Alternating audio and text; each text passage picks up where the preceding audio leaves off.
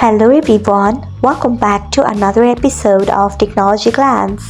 Today in this video, I'm going to guide you through how you can enable Persian blocker on Brave. So let's get started. Firstly, open Brave browser in your device. Then tap on three dots icon. Next tap on settings. After that, tap on Brave Shields and Privacy.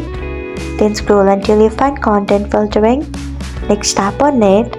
After that, scroll until you find Persian blocker. Then turn on it by tapping on it. So this is how you can enable Persian blocker on Brave. Thanks for watching.